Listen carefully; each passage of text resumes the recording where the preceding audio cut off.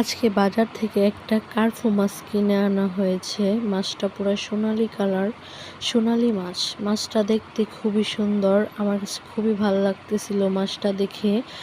খুবই সুন্দর মাছের কালারটা। আমাদের বিড়ালটা এখানে বসে রয়েছে, কখন সে একটু কাঁটা পাবে আর কাঁটাগুলো খাবে। দুঃখের বিষয়, তাকে এখনো কাঁটাগুলো দেওয়া হয়নি, তাই সে এগুলোই খাচ্ছিল। এখন মাছটাকে কাটা হচ্ছে, মাছটাকে সুন্দর করে কেটে নেওয়া হচ্ছে। মাছটা কাটার পর দেখা গেল মাছের পেটে বেশ কিছু ডিম। তারপরে ডিমটাকে বের করা হচ্ছে। মাছের মাথা এবং মাছের লেজটা কেটে তারপর মাছের ডিমগুলো বের করা হবে, যাতে ডিমগুলো একটু নষ্ট না হয় তার জন্য। তারপর মাছের পেটের মাছ বরাবর কেটে নেওয়া হচ্ছে, যাতে ডিমগুলো নষ্ট না হয়। তাই সুন্দর করে মাছের পেটটা কেটে তারপর ডিমগুলো বের করা হয়েছে। দেখি কতগুলো ডিম, দেখেই খুব ভালো লাগতেছিল। আমার মাছের ডিম খেতে খুবই ভালো লাগে। কার কার মাছের ডিম খেতে ভালো লাগে অবশ্যই কমেন্ট করে জানাবেন। পুরো এক বাটি ডিম হয়ে গেছে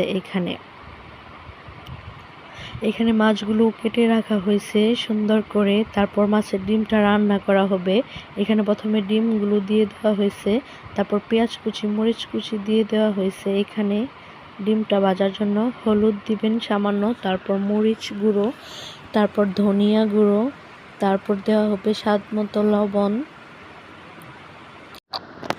লবণ দিয়ে দেওয়া হচ্ছে, স্বাদ মতো লবণ দিয়ে দিবেন।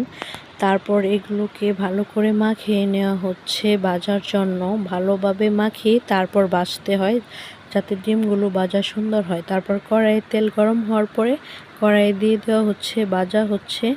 এখানে প্রায় ভাজার কাছাকাছি, মানে কমপ্লিট ভাজা প্রায়। দেখতে দেখতে ডিমগুলো সুন্দর করে ভাজাও হয়ে গেছে। দেখেন ডিমগুলো কি সুন্দর দেখতে হয়েছে ভাজার পর। দেখে মনে হচ্ছে যে ইস কি মজা লাগবে। এখানে পুরো ভাজা কমপ্লিট, ভেজে রাখা হয়েছে বাটিতে। তারপর ওই মাছগুলো রান্না করার জন্য এখানে পেঁয়াজ কুচি, মরিচ কুচি দিয়ে দেওয়া হয়েছে। মশলা কষিয়ে নেওয়া হয়েছিল আগেই, তারপর মাছগুলো দিয়ে কষিয়ে নেওয়া হচ্ছে। মাছগুলো কষিয়ে তারপর উঠিয়ে রাখা হচ্ছে বাটিতে, যাতে মাছগুলো না ভেঙে যায়। তারপর এই মাছগুলো আজকে রান্না করা হবে আলু এবং দাঁড়া দিয়ে। দাঁড়াগুলো অনেক নরম ছিল, খেতেও খুব ভালো লেগেছিল দাঁড়াগুলো। এখানে দাঁড়া আলু দিয়ে এগুলোকে প্রথমে ভালো করে কষিয়ে নেওয়া হচ্ছে।